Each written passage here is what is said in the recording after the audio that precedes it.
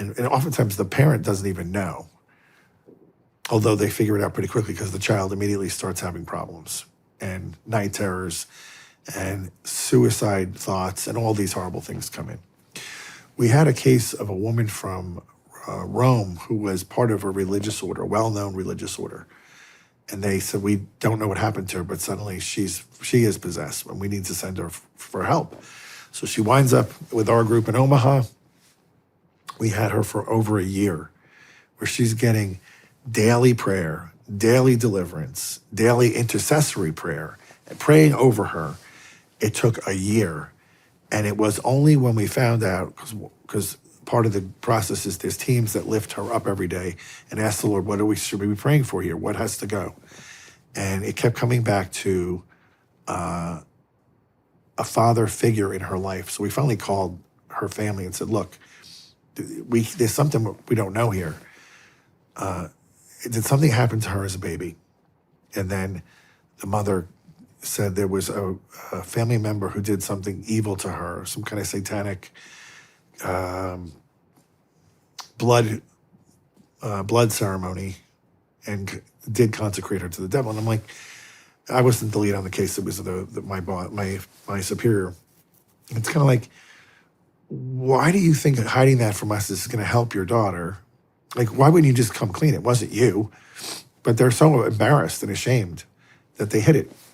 So once we understood what we were dealing with, we had to go back to take her back through her time as an infant and walk her through the process of when the evil is happening, that God was still watching over her and looking for her day of deliverance that was coming now. And when she took that healing, when she embraced the healing and the love, then the thing left. But it took over a year. But again, it was not her fault. She did nothing wrong herself. People hear that, they get a little angry, like, well, I don't think that's fair. It's not fair. Evil is not fair. Mm-hmm. Man.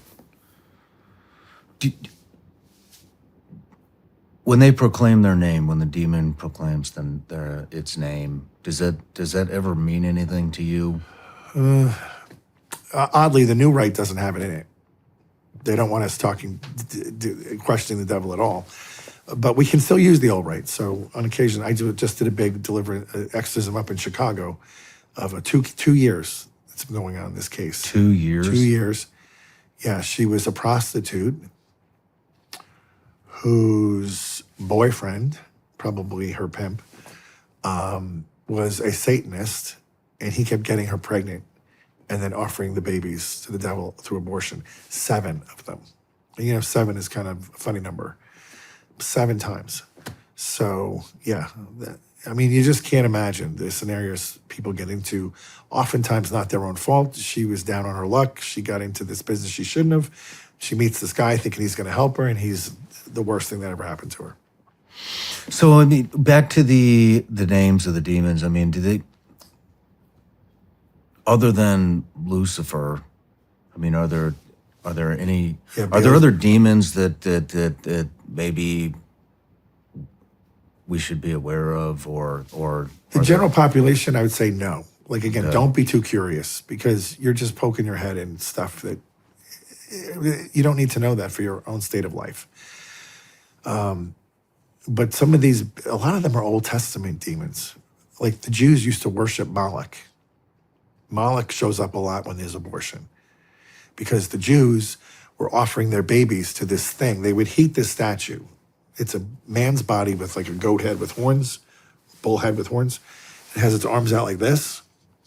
And they'd heat it till it was red hot burning, like red.